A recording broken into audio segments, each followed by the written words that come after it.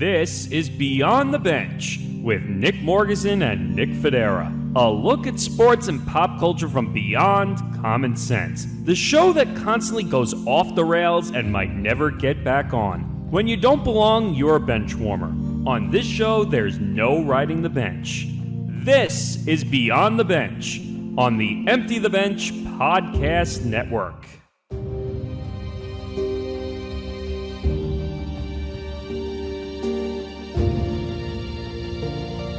Hello, everybody. Welcome back to Beyond the Bench, episode Trace, or 3, however you want to refer to it at this point. We don't offend people, so don't worry about that. That's Nick Fodera. I'm Nick Morgasen. So we got a lot to get into. Let's not waste any time. Yeah, let's not waste any time. And also, make sure you follow the show on social media correctly this time. On Twitter, at BeyondTheBench1. And on Facebook, facebook.com/BeyondTheBench1. You can also make sure to like and subscribe our YouTube page, as you can see in the ticker down there. And plus our Twitter handles, him and Morgasen Radio, me at Nick Wright, the Nick Writes Words. Just make sure, just keep engaging with us, folks, because we are not going to stop. So you might as well encourage us. Yeah, encourage us. Make sure you follow the Empty the Bench Sports Network at ETB Network. We have a lot of content and podcasts starting one at the end of this month and a ton starting in November. So make sure you follow at ETB Network. All right, enough pleasantries.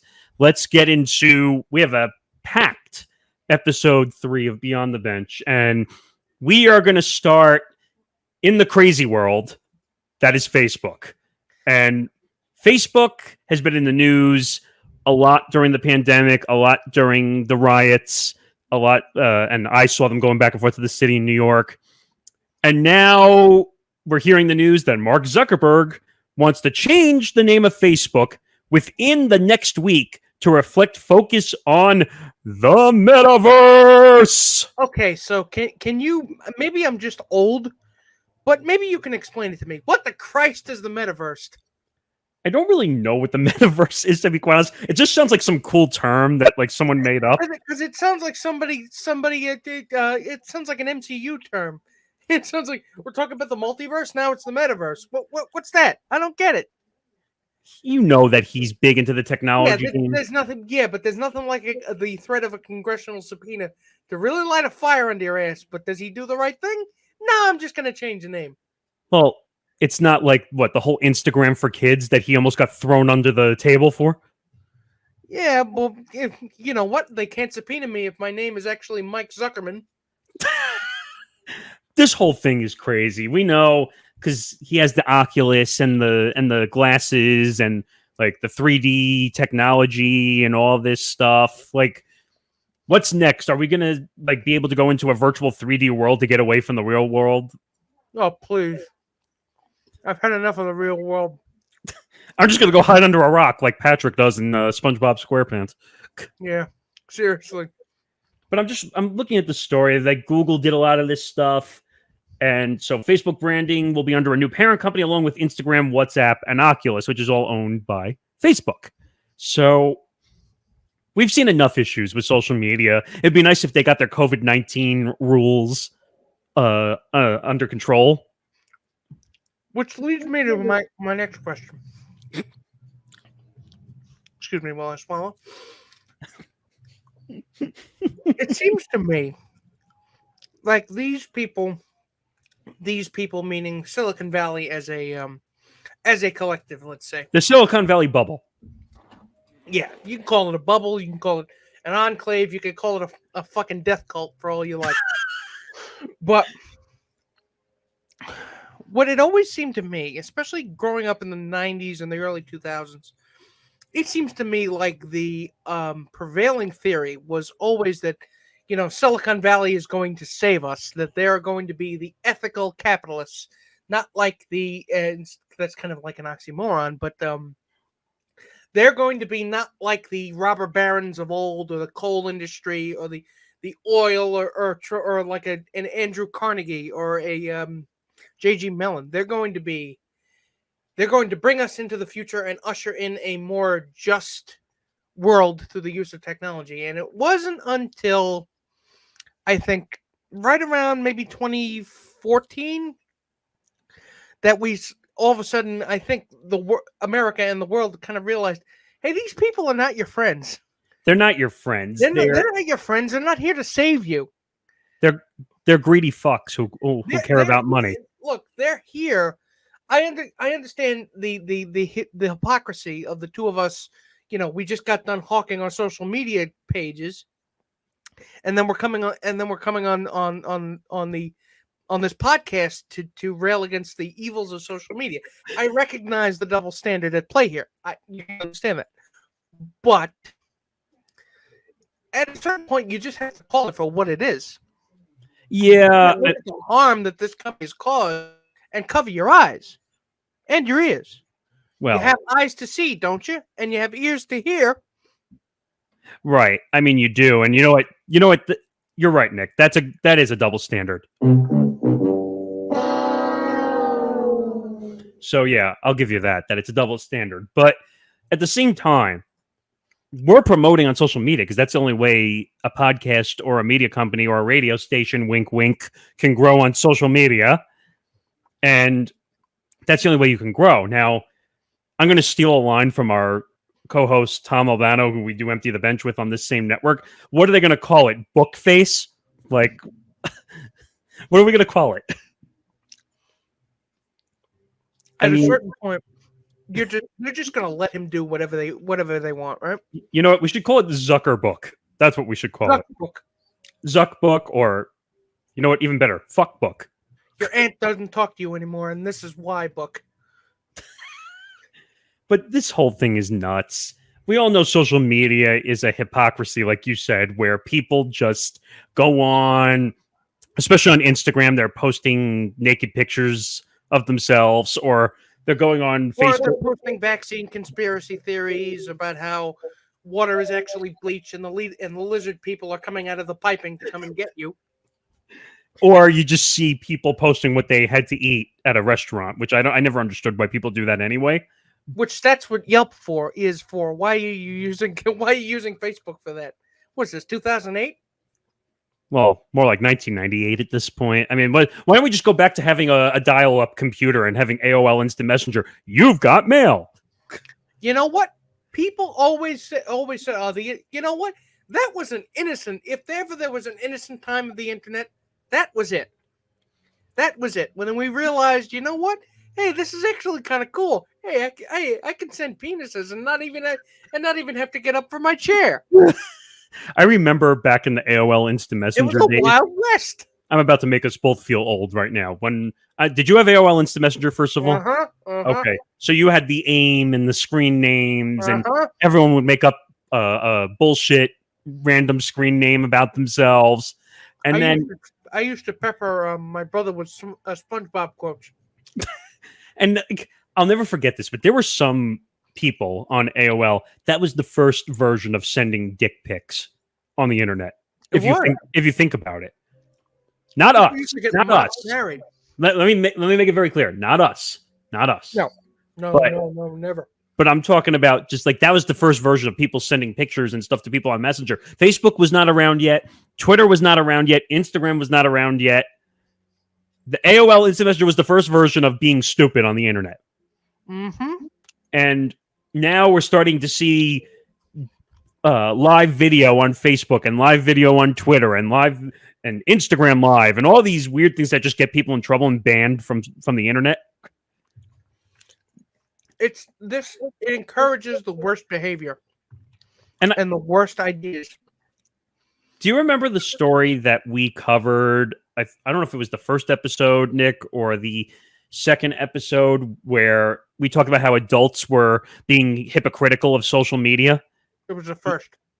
And now they're on social media. Mm-hmm. Well, think about that for a second. There are more adults on social media now than there probably are kids on social media. There's an entire generation of kids growing up now that won't even use social media. Or if they do, it's TikTok. Well, what's ironic, though, remember, like, I was having a discussion with you about growing like on the Facebook side, getting you to post more. Yeah. And like that's a big thing. Like, but we know how to use it properly in that sense. There are you're not going to see me posting, you know, in an ivermectin is awesome group, and you know you're not going to see me posting videos of me chugging horse paste to try and stave off COVID. By the way, speaking of ivermectin, did you see Joe Rogan on his podcast go absolutely shit mad on CNN and Dr. Sanjay Gupta as a guest on the podcast? Why put them together? Well, no, he invited him on, and he used Sanjay Gupta. I'm about to steal your term as a meat shield to go after CNN.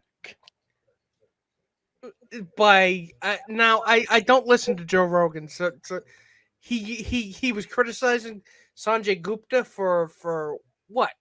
I didn't listen to the whole episode, but the clips went viral because he basically said, fuck CNN, basically shove it up your you-know-what. And he said, you're the medical expert for CNN. Why didn't you stop them from making up lies about him?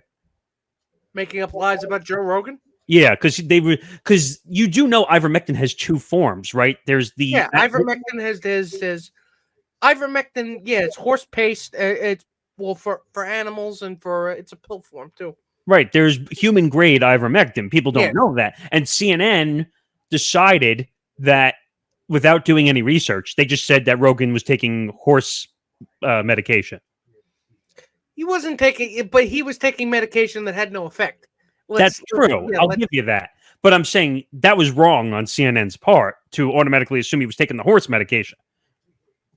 Well, again, I think they kind of jumped the gun because they liked it. It was fun because it's objectively horrifyingly funny to see that people are taking horse medicine instead of getting a free vaccine. But you can blame Facebook for that too.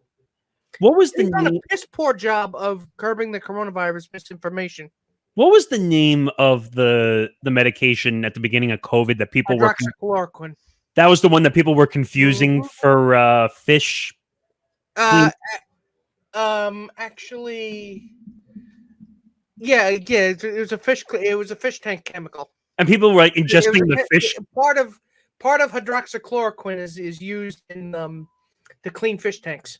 But didn't people accidentally they accidentally chugged the fish tank cleaner. It didn't like some of them like die or one of them I think died, but I'm don't quote me on that. But I'm just saying, like, people are so quick to judge rather than look into the information. Hello, CNN, without looking into what the actual facts and information are.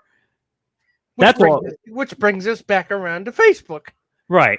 And you know what? I'm tired of Mark Zuckerberg. I'm tired of Bill Gates. I'm tired of everybody who's rich. And you know what it is? It's like we grew up with the little idioms like step on a crack, break your mother's back, speak to the devil and he shall appear. This is like we didn't realize those were just turns of phrases, and then there was a Facebook group dedicated to crack stepping because they hated their mothers. And of course, there were people that were so afraid of the devil they just wouldn't even see anything with the devil on it. But you know what's hypocritical also, and you said it before, because we were ironically talking about promoting on social media, but we're railing against it for certain capabilities. I mean, I wouldn't be surprised if people started staging walkouts after, like, we hate social media. We hate social media. I'm surprised they haven't done it yet. Then give them time, though. But speaking of walkout, which is a killer segue to our next segment, Netflix. So if you've been following Netflix, we talked about, I think last week, how Squid Games was and still is the top performing Netflix show of, like, for the first 25 days, they had like 111 million views. And they're already thinking about doing an American remake, so... Well, they already do it in American subtitles, right? Yeah, but with an American cast, not a South Korean cast. Right. So now Netflix has seen the good, and now they're seeing the bad, and they're about to see the ugly.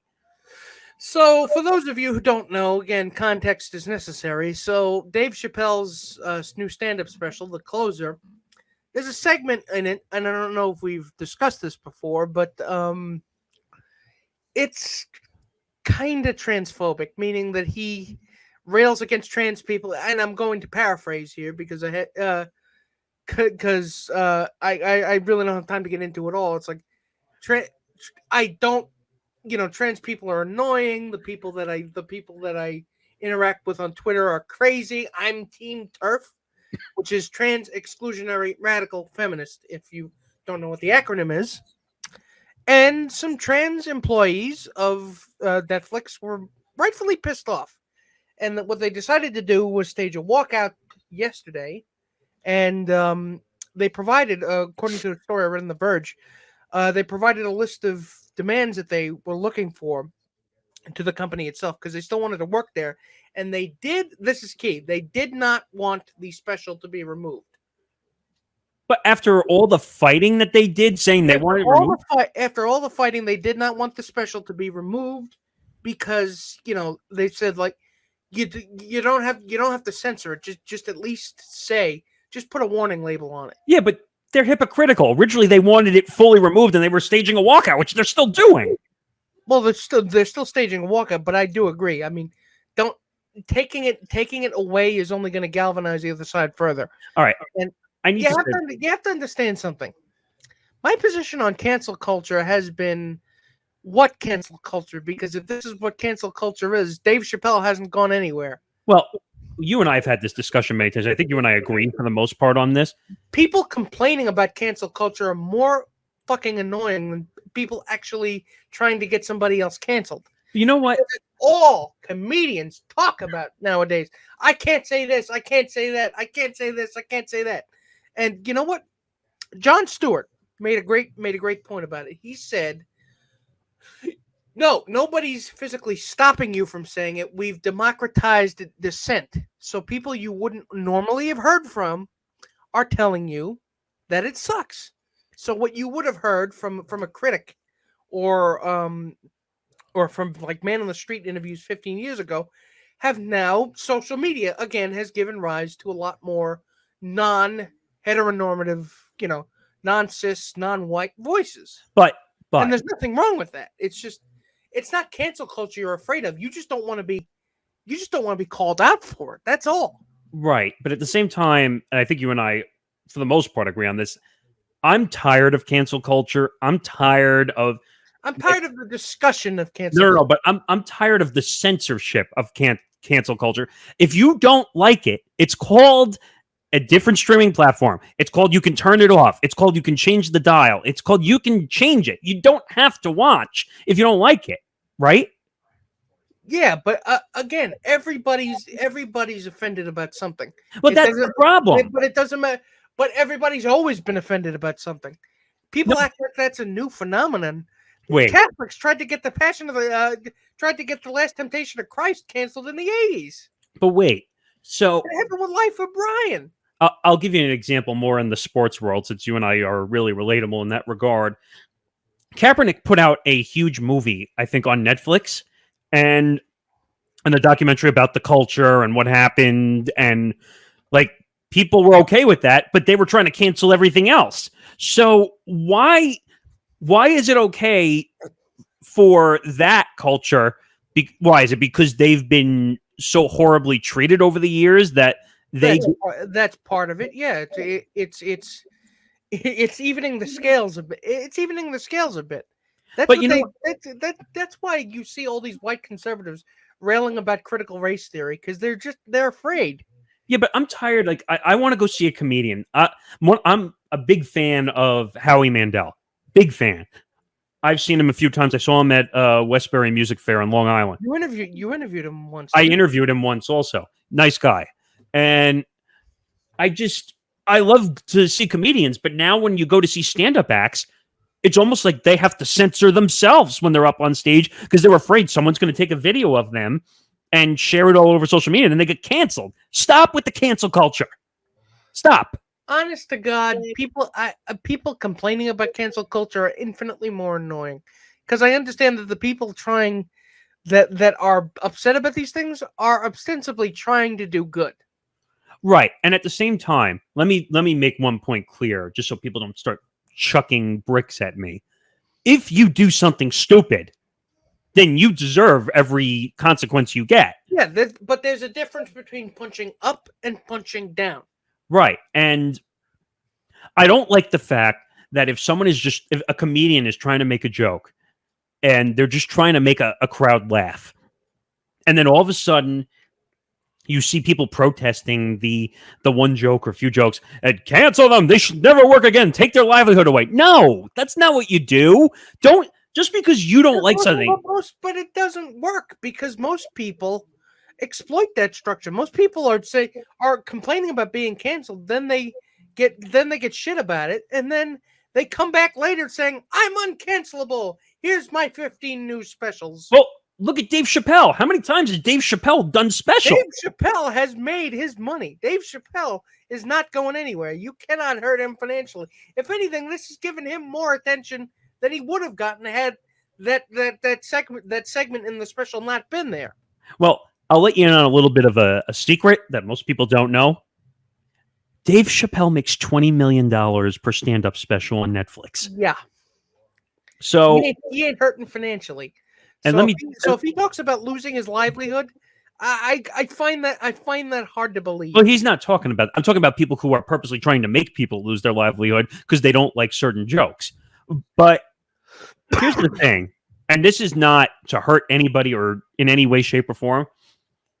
If you cancel him and you take that money off the books, where do you think you're going to end up?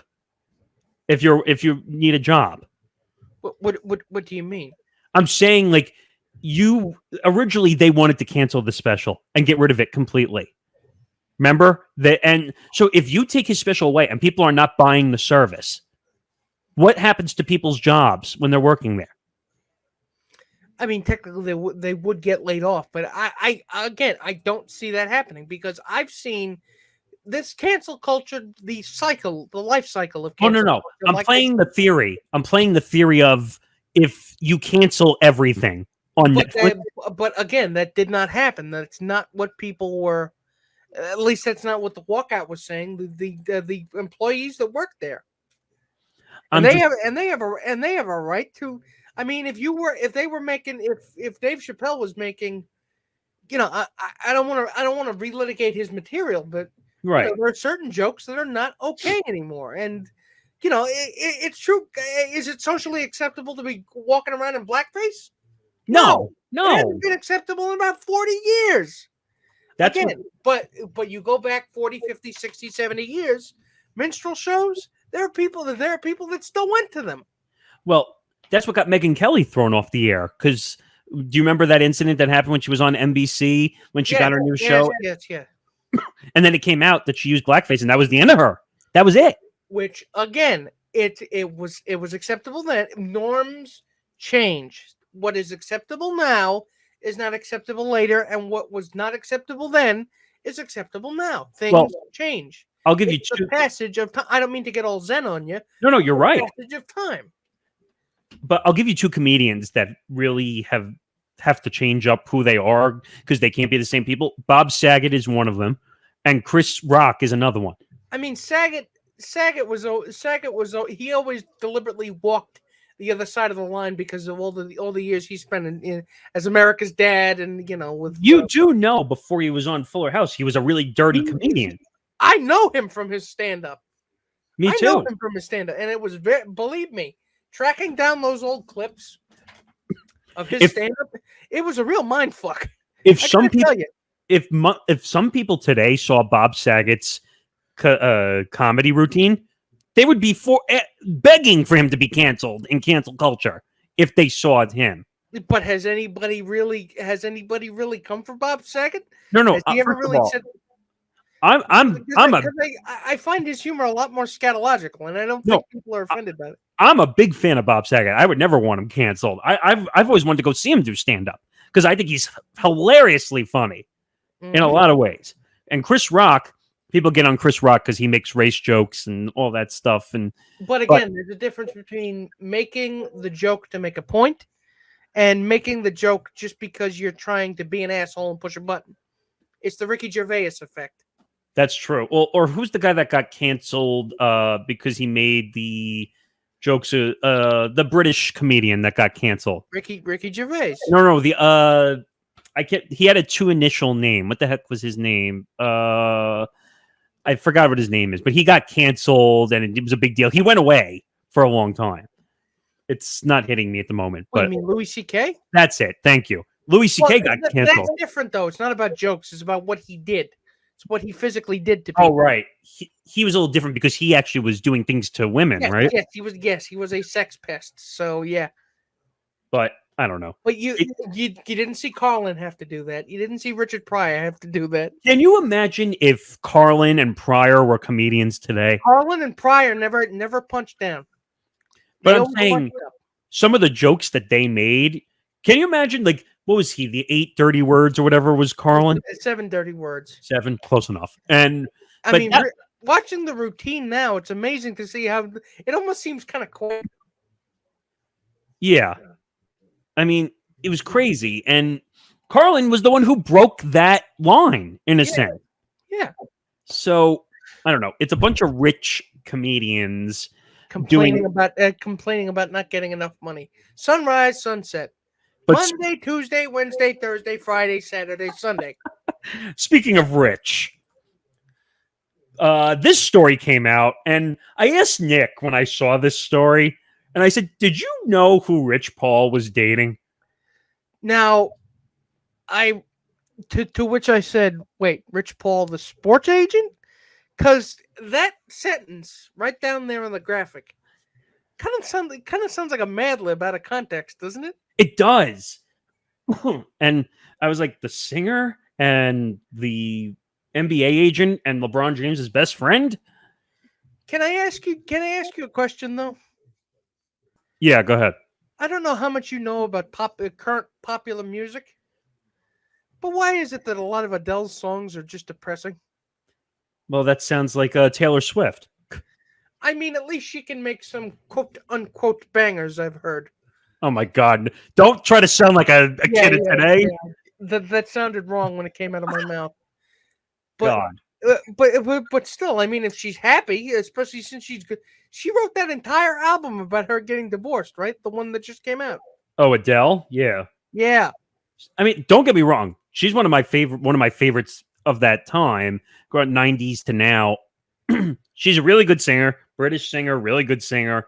She's done a lot of great hits. I think she did a hit called "When We Were Young" was one of her hits, which was big. Yeah, she's got a tremendous voice. That is not a voice. That is a human weapon. Right. Don't get me wrong. She is amazing. Yeah, I would kill to absolutely stellar talent. I would kill to see her in concert if I could. So maybe she's dating because we find out that she's got a killer 95-mile-an-hour fastball. Rich Paul's trying to get her pro contract with the Diamondbacks. I don't know, but I just the whole relationship between them at first didn't make sense to me, and then I realized, wait a minute, maybe sports mixes with music. I don't know, but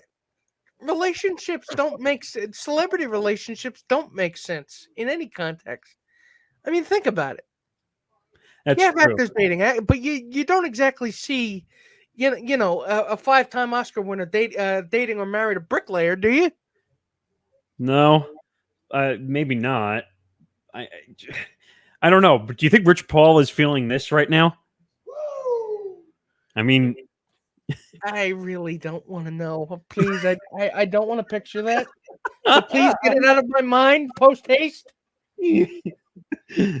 I don't know, but I just thought it was interesting. Adele and Rich Paul. It's not your typical combination. Most people don't. But you don't see glamorous people dating schlubs.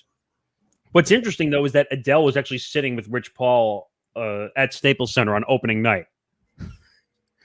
Oh God!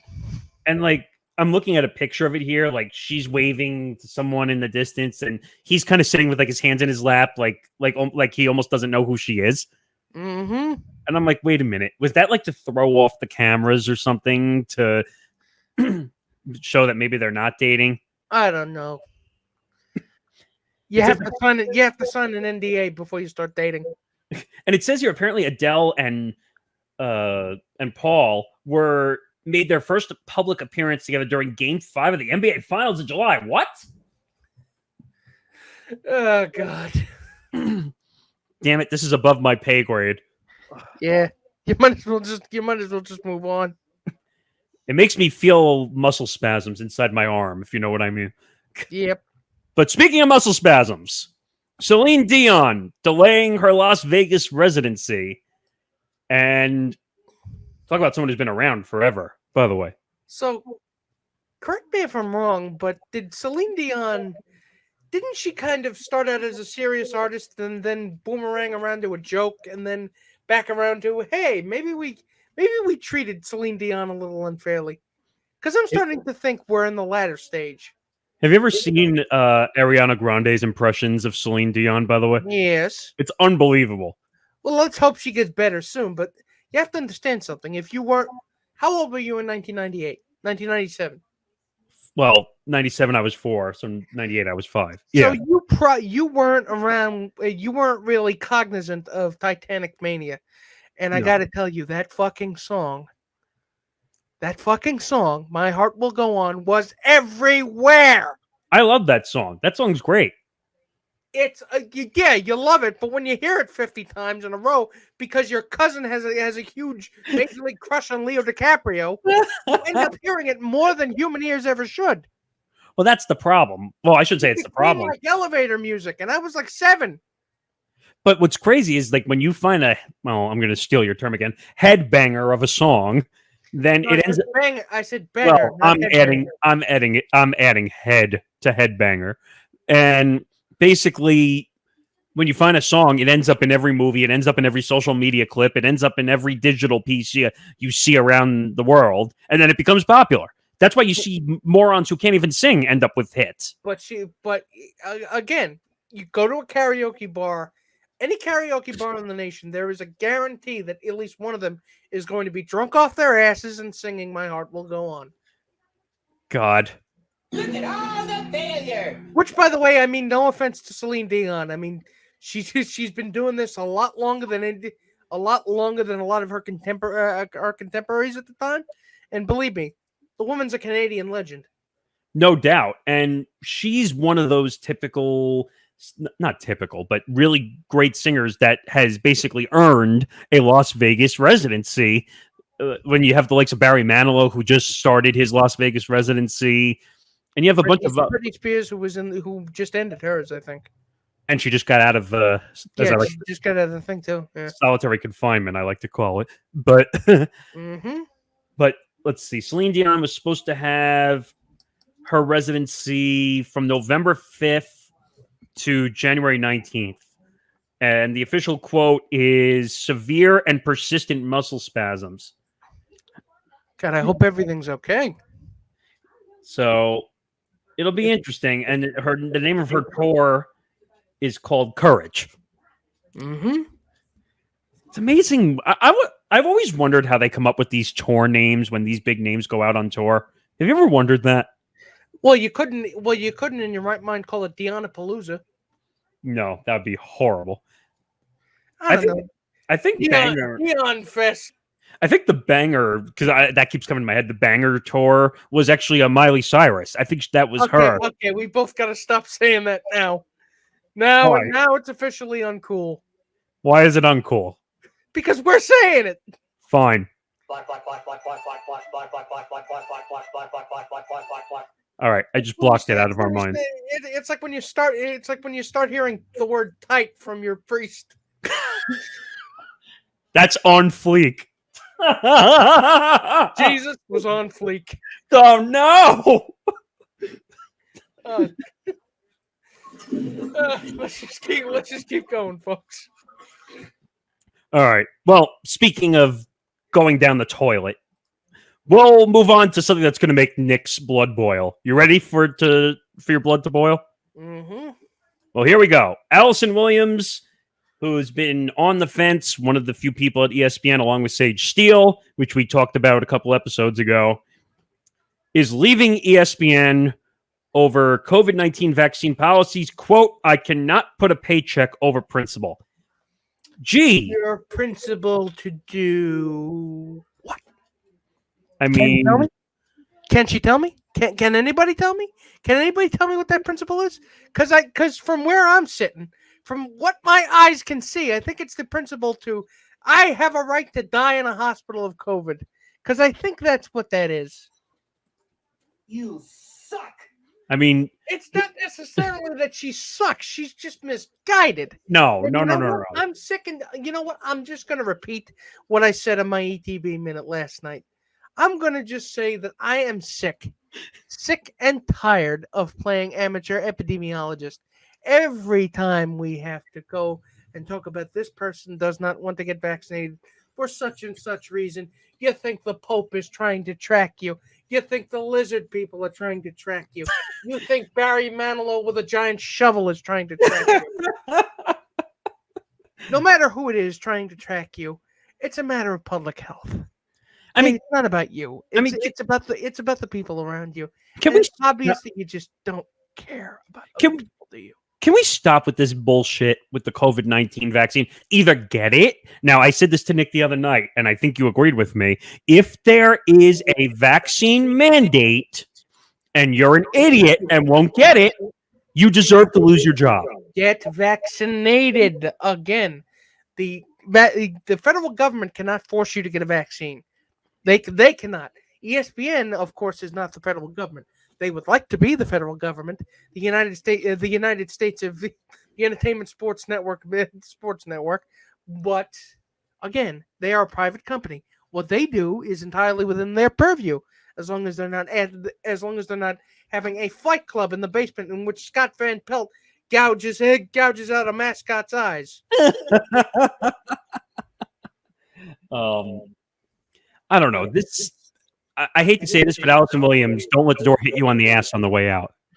I hate to say it because she was, again, more talent. It's just, I mean, the quote by itself. At least Sage Steele did it. At least Sage Steele got her vaccine. Yeah, but, she had COVID also, though.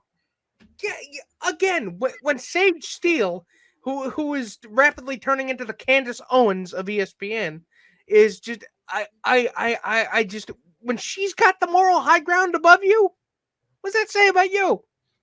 Oh, I mean, if you look at Sage Steele now, she basically was taken out of the ESPNW summit, and she was also taken off a Sports Center. Now, people are saying the timing was not planned, and I say that purposely because people are saying, was she suspended or was she just taken off the air for a week because of COVID? Yeah, that's the mouse coming down on her and saying, that's what happens when you play inside a baseball, asshole. So, this whole quote, I cannot put a paycheck over principle. Yeah, no, it doesn't work that way. Well, you know what? Principle don't pay the bills.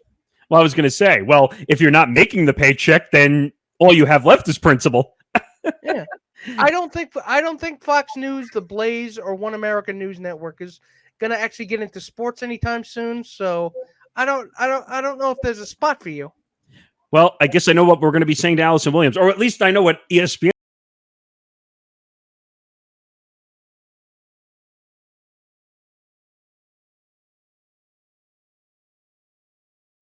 That's what ESPN basically said. There's the door. Goodbye to you.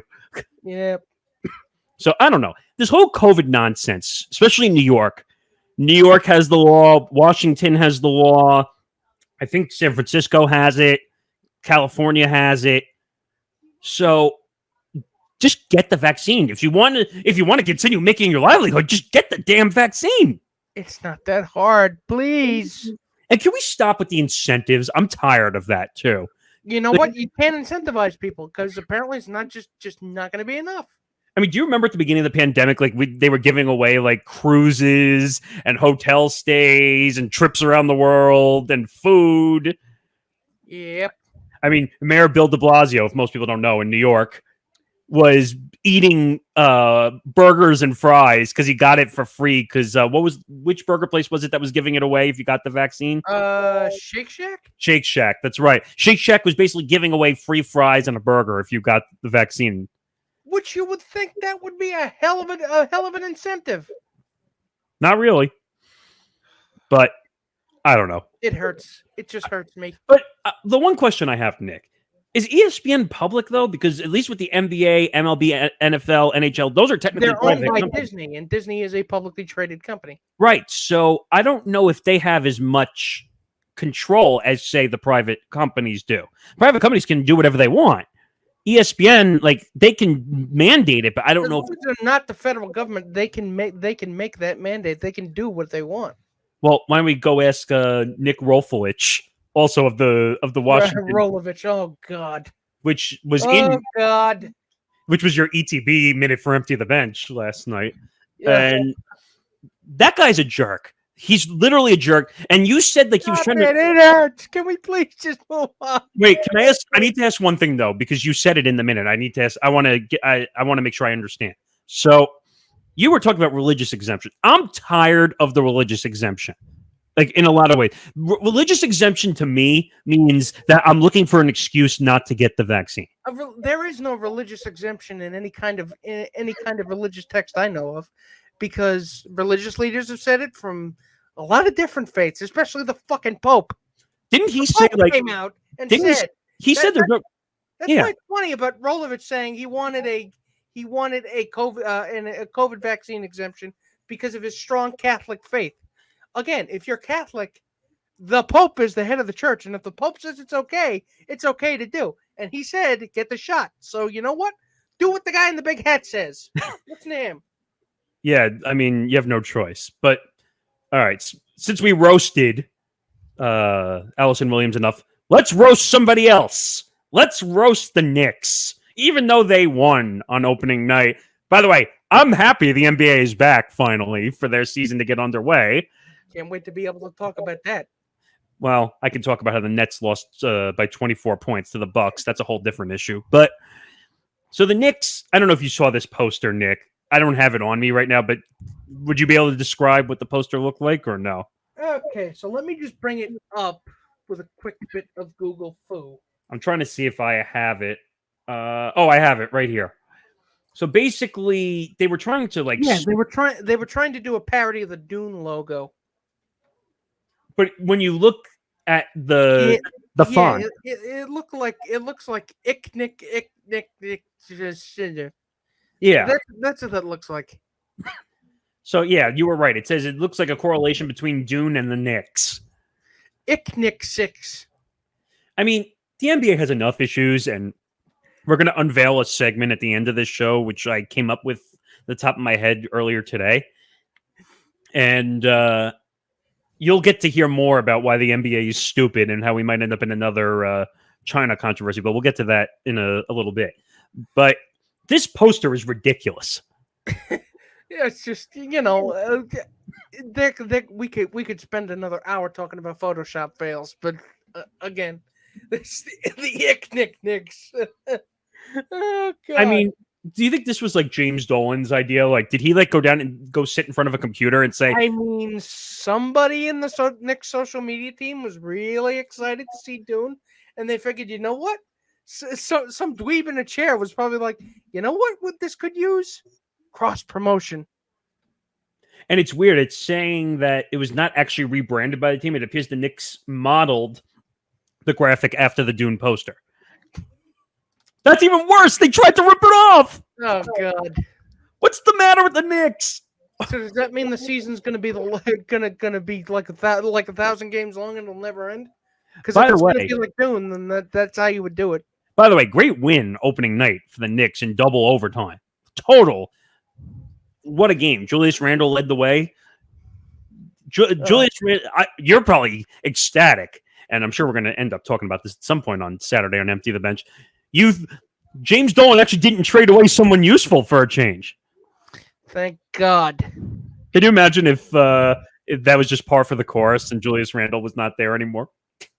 Oh, now you jinxed it. Did I? Yeah.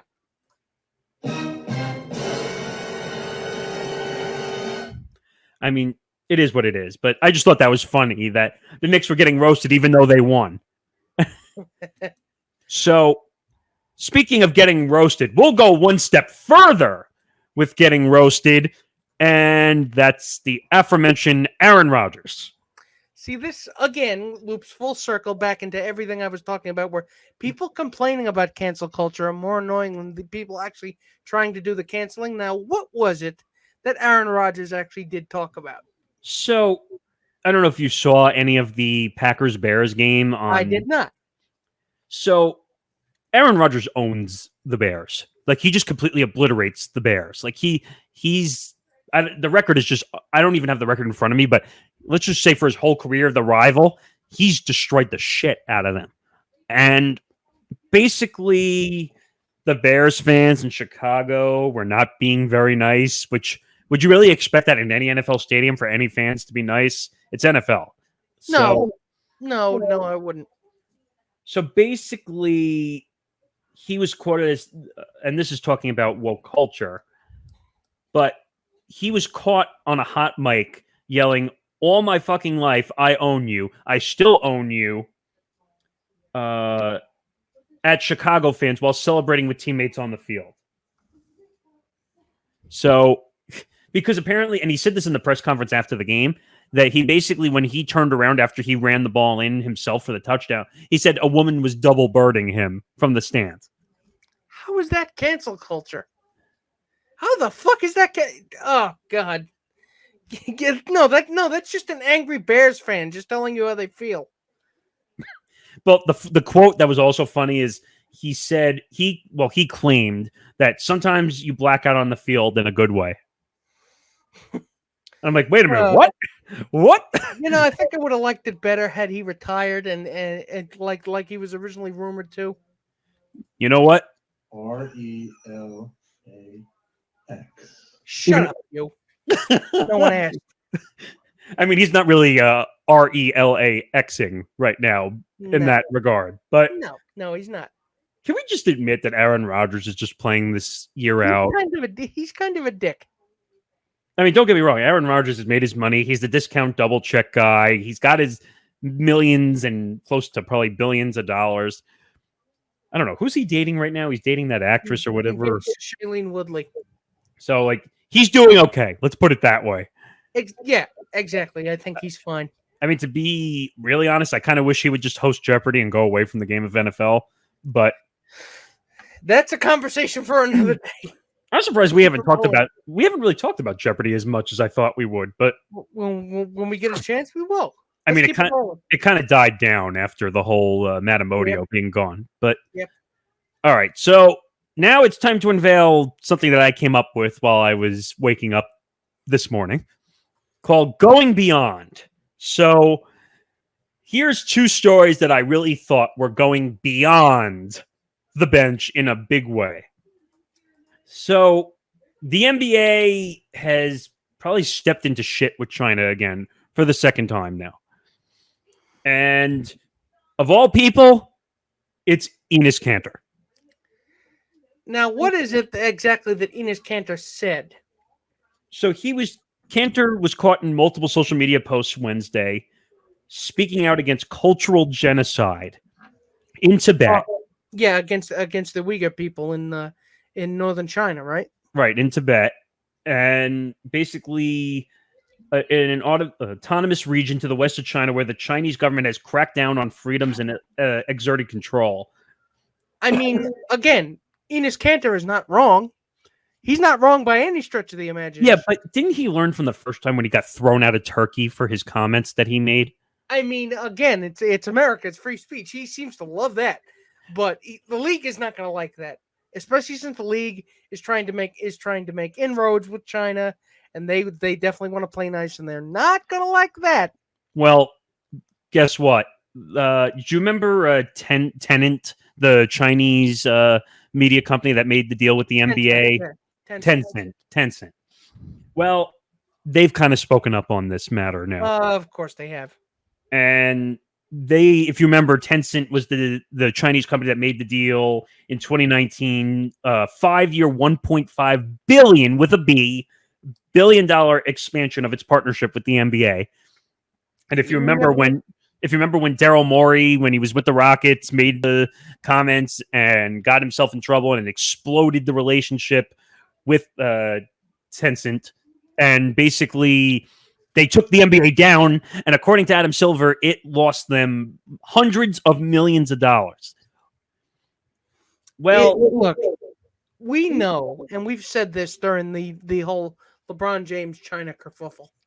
The league is not going to care unless you endanger money in their pocket, and that's one thing that they cannot abide by because, again, money talks, bullshit rides the bus. right. So, just to give you an idea of how this conversation went, let's see. China's various crackdowns on human rights, though, have continued. Among many alleged abusers are in Tibet, and Cantor, who is Turkish, decried them in a minutes-long video and follow-up tweet, quote, "Free Tibet. Tibet belongs to the Tibetans." And you had to know that was going to come back to bite his ass when he did that. Which, again, he's not wrong, but again, you're playing for a corporate entity, and that corporate entity is trying to make nice with the very country. So, what do you think they're going to ask you to do? And the worst part is he went to the embassy that apparently I didn't know they had an embassy, the Tibetan embassy in New York when he was here playing the Knicks. And he did like a whole speech and he got up and he spoke and apparently, and this was a no-no. I don't know how this didn't break the NBA violation for shoes and everything. He wore shoes, colorful shoes, and on the side it said "Free Tibet." I mean, you can't fault the guy for actually backing up what he says. He doesn't just pay lip service; he actually believes it.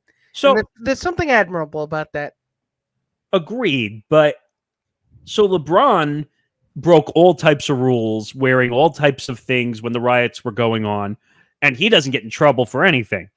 But because China and Tencent brought the hammer on the NBA, we have to think that Enes Kanter is probably going to get in trouble for this. Probably. And so here's the penalty. So on Wednesday night, the Celtics season opener against the Knicks was not on. It was scrubbed off of Tencent. Oh, God. And so he went and spoke to the students for Free Tibet and recently protested the same group that staged the protest of the 2022 Olympics in Beijing as well. So he's like getting into a weird crowd of people doing this. Yeah. And yeah, so now Tencent doesn't have the Sixers because of Morey and doesn't have the Celtics now because of Enes Kanter. It's unbelievable. It's really unbelievable. The NBA had a great opening night, and then Kyrie happened with the vaccine, and now Enes Kanter is saying "Free Tibet," and Ben Simmons is saying, "I'm picking up my basketball," like you said, and going home. Can the NBA just like try to be quiet and play basketball, or is that not possible? I don't think so. All right. One more story and going beyond. And I think Nick and I had a good laugh about this one before the episode started. So, former U.S. President Donald Trump launches Truth Social, a social media platform. So isn't that kind of like a lion hosting a podcast with a gazelle? Maybe. Because seriously, his relationship to the truth is pretty fucking non-existent, if I'm going to be honest with you. He should have called it falsehood. But this is again another one of the failed another failed venture from Mr. Trump Steaks, Trump Airline, Trump Magazine, Trump Hotel, Body Wash, Trump Hotel, Trump Hotels, Trump Casino. Again. Jesus Christ! Wait a minute. Listen to this though. So Truth Social will be created through a new company formed by a merger of the Trump Media and Technology Group and a special acquisition company, SPAC. I don't know what that is. But I love this quote from Trump because it's so Trump. So he said, "We live in a world where the Taliban has a huge presence on Twitter, yet your favorite American president has been silenced. This is unacceptable." Oh God! Stop. Oh, give to never have to name again. Oh God, would I give to not have to hear that name? Oh my God, stupid fuck face and hear his stupid shitty voice. Oh God, it just. Folks, you expect me to be all blue away? I'm just tired. Just tired of. I'm tired. The bitch already tried to destroy the. He won't stop letting him try to do it. Say, who is he? The American president version of Steve fucking Howe? Stop giving him chances. I mean, 15 strikes and you're out. nope, unfortunately not. And what I would say is that Trump was banned from Twitter. Trump was banned from Facebook. Trump was banned from YouTube. Trump was banned from Instagram. The one thing they did right, because stochastic terrorism actually does seem to have a definition. According somebody told Mark Zuckerberg that that's what it means. But I don't know. Is this like the biggest form of irony? Like when we look back, irony is dead. Irony is dead. When it comes to him, irony is dead and buried. It died when he was elected. But wait a minute. When we look at like when New Year's Eve comes and they go through the whole year and they say, look at all the weird and amazing things that happen. Is this going to be on the list? I mean, I should hope not. Especially since you take into account what happened a couple of days after the last New Year. But still, irony died when he was elected. Holy crap. Wait a minute. Trump Media and Technology will receive $293 million in cash that Digital World Acquisition Corp had in trust. Tax shelter. It is just another dodge. It's just another way to separate rubes from their money. Again, that's what this is. It's a giant late night infomercial come to life, but it's with neo-Nazis and alt-right frog people. Wait a minute. Does this go up there with the list of what's his name? Mr. My Pillow. It is essentially an extended My Pillow infomercial with live ammo. No, but I can't remember his name all of a sudden. Mike whatever. What from My Pillow? Mike Lindell. When Mike Lindell I hate the fact that I know who that is. Hi, Mike Lindell here for My Pillow. Buy My Pillow. Stop it. But I'm just no. Do you remember when Lindell was trying to create his own social media and it failed miserably? Yeah. Patriot Truth or some weird shit. I don't know. We should just put a pillow over his face at this point. But all I would say is this is going to fall under failed social media attempts. There's no way people are going to get behind this. Again, how's Gab doing? How's Mastodon doing? What the fuck is Gab and Mastodon, you ask? Exactly. That's the fucking point. I mean, I don't know. I feel like even though this was a major story, like we didn't get to spend time talking about how they found Brian Laundrie's reported remains, for crying out loud. Yes, they did. Unfortunately, but again, not to harp on it too much, but I had a feeling he was dead. He can rot in hell for all I care. I mean, yes, but I still think there's more to this story than you think. Than there is before. Not to get old tinfoil hat on you, but I do think there's more to this. But again, we'll have more time to talk about it next week, or as the story goes on, we'll talk about it more. Yeah, I mean, all I want to say is that I'm glad they finally got a lead on it, and I'm glad they finally found something. Did we really think, though, that he was going to come back alive? I mean, like... No, he was not in... Despite what Dog the Bounty Hunter said, he was not in Mexico. He was not in Canada. He was in Florida, right? Yes, but he was also not dead. Yeah, well, he was also dead, though. I mean, you knew that his case was so severe that he wasn't going to come kicking and screaming to jail. We knew that. No. And you know what? I feel bad for Gabby Petito's family for crying out loud. I do too, because this has got to feel worse for them. I mean, I think they would have rather had him alive. Because then you would at least get at least some measure of watching that motherfucker rot. Yeah, but like Nick said, we'll try to when that story becomes official. I'm sure we'll talk about it next week.